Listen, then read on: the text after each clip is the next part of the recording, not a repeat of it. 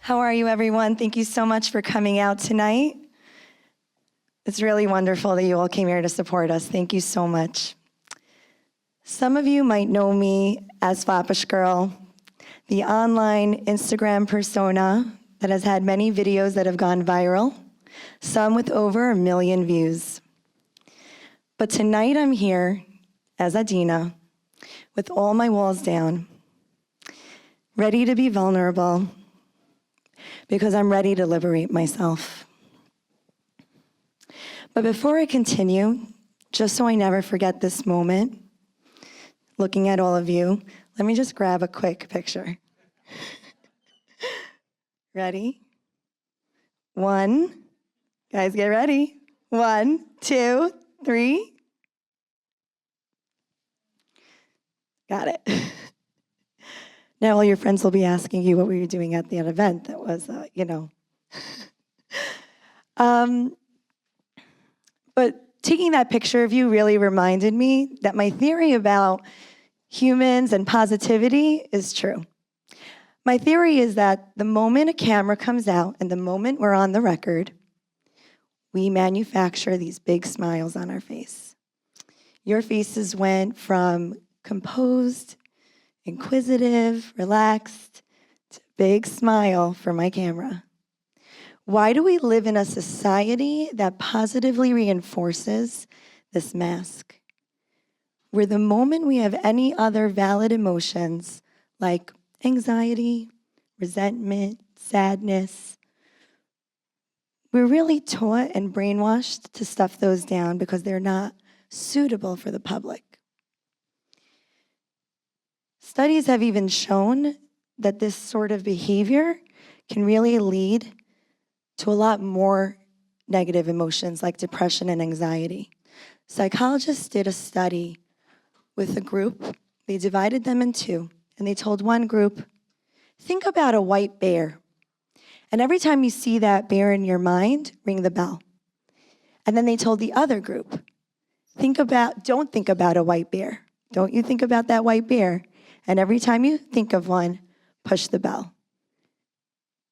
The second group pushed the bell much more.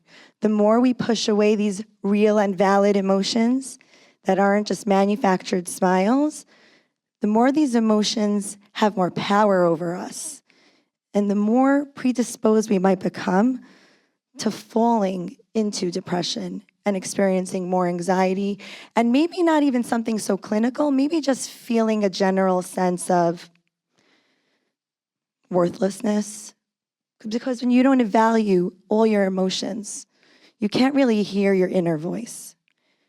And I'm the first person to have experienced the negative effects of not being okay with other emotions in the spectrum other than positivity, because I was just so scared that anyone would see me as not that happy-go-lucky girl.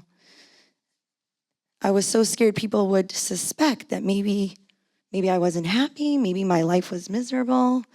And it was really important for me to keep up that facade for others, but mostly for myself, and romanticize everything negative that was ever happening to me.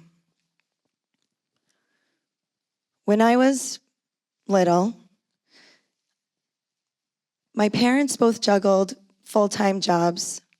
My parents in the audience, actually. Hi, Mommy and Abba. And there was a period where they were really working in the evenings. And we had to have either a housekeeper or a babysitter. And they'd come home late at night and they would ask me, like, how was your day? How was the evening? Was everything okay? And I was just so afraid to possibly be perceived as that nagging, negative child. And I was so used to this behavior because I was always so afraid anyone would see me as unhappy, that I would just smile and say, everything was great. It was perfect. Don't worry. And this trait kept on building up throughout my life. It came back to bite me every single time I was going through an important milestone in my life.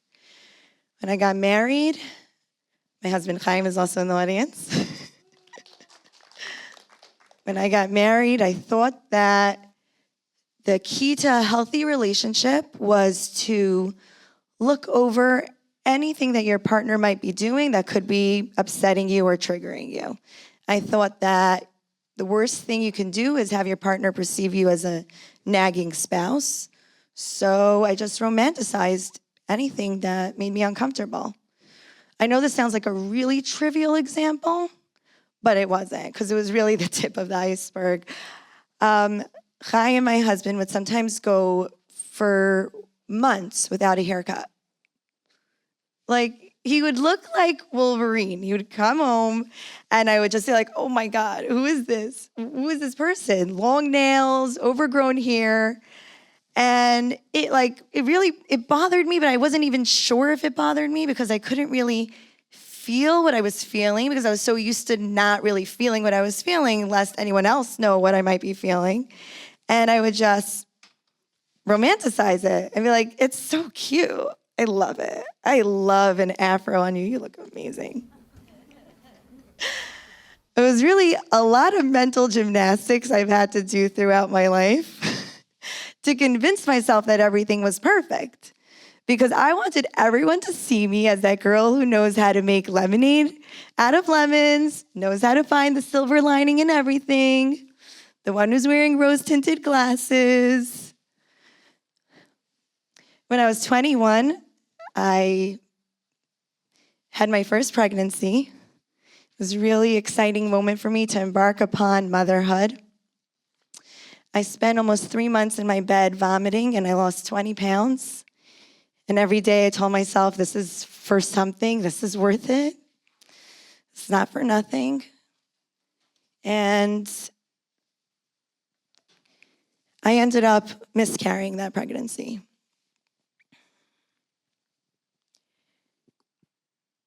Till this day, I haven't really properly grieved it because I put myself in a prison cell of isolation by not confiding in anyone about it. Because I was afraid that maybe my friends would think that my life wasn't perfect and that I was a sad person and that I was a miserable person. And I'm not even sure if maybe I was and afraid to admit it. And so I just kept forcing myself to wear the mask of happiness. But ultimately, I experienced the grief completely alone because I refused to confide in any friends or close family members. And you would think that someone with authenticity issues would pick a career that was a little smarter than being a social media influencer. Because all the problems, all the schisms that were going on in my psyche, all that duplicity became completely exacerbated by Instagram. I felt so compelled to show the world that I was a happy person. And so anytime I would open my camera, I would smile and I would laugh and I would make the audience laugh, and I used humor to communicate with my audience. And even when I wanted to have some social commentary on something that was disturbing me in the community, I made sure to hide any negativity behind satire and humor and sarcasm so that maybe people wouldn't be 100% sure if I was really channeling any emotion other than positivity.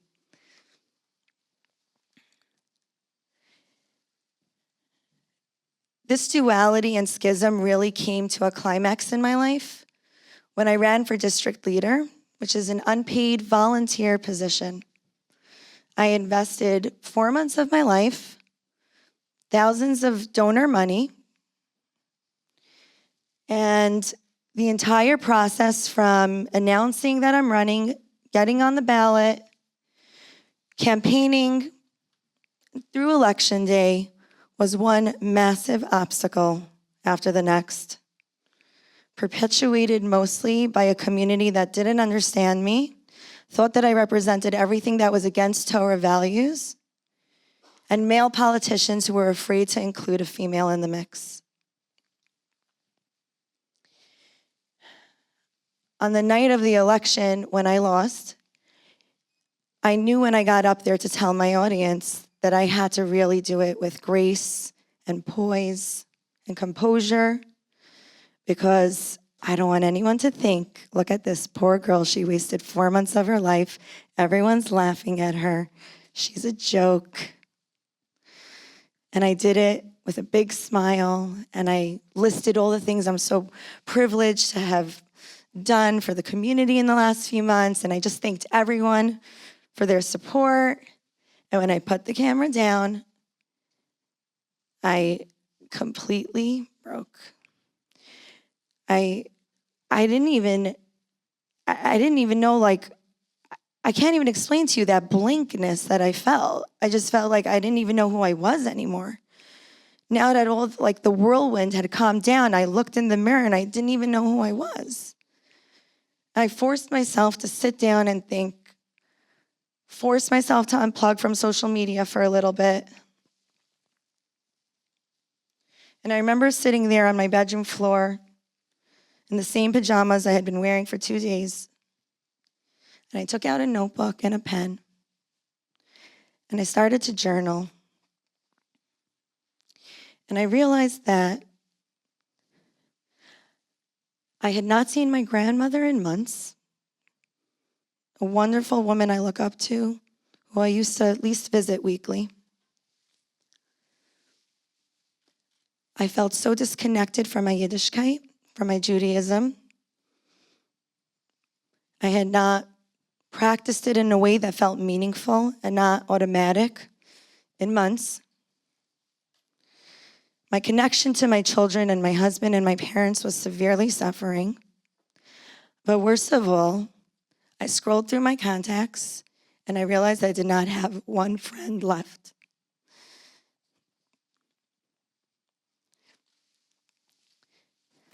Picking up the phone and seeing a friend's name as a caller ID was just another situation where I had to continue wearing a mask. So I would hit ignore. And I was so busy juggling this facade and my different personalities. I didn't have any energy left to wish any friends happy birthday, happy anniversary, comment on their family photos on social media. I was just so overwhelmed by this prison I had created for myself, this ironclad armor to make sure that no one would possibly perceive that I might not be happy. I decided I had to slowly allow new emotions into the picture with my audience and with myself and with my family. I started using different spectrums of emotion to communicate with them. When I felt anger about the fact that printed Jewish media often excludes the representation of females, often even neck-up photos, often even black and white photos from the war, I started being more transparent about my anger. I stopped hiding it behind jokes and satire. And people would tell me, let it go, it's fine. Women have come so far. It's never gonna change. And I said, you know what? My anger is gonna birth change, not my fake smile. And when I felt sadness and frustration that the community that brought me up, that promised me that every Jew is a Jew, that Am Yisrael Chai, that no matter where you go, you are one of us, threw my friend out in the street and banned her from having a comedy event in their kosher restaurant because of her alleged sexual orientation.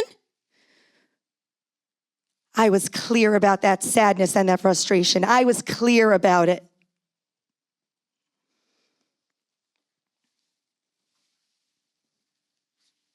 And you know what else I realized? I realized that all those negative comments that I was getting now for being more transparent about my anger and frustration and my sadness and my anxiety and my depression, I realized I was getting the same amount of hate as before from when I was a faker.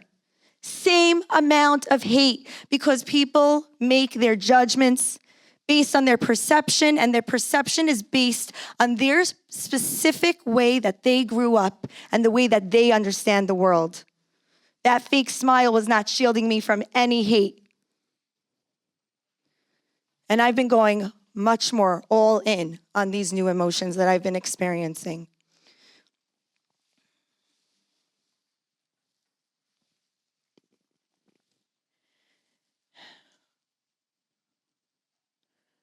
I owe an apology to the 3 people in the audience who mean the most to me.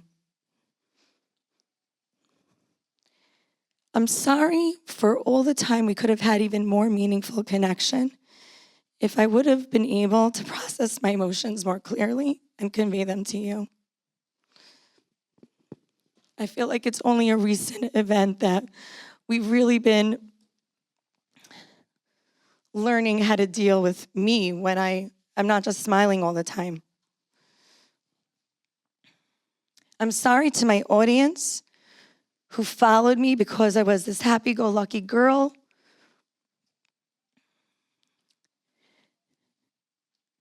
But I look forward to the more meaningful connection that I will have with my audience.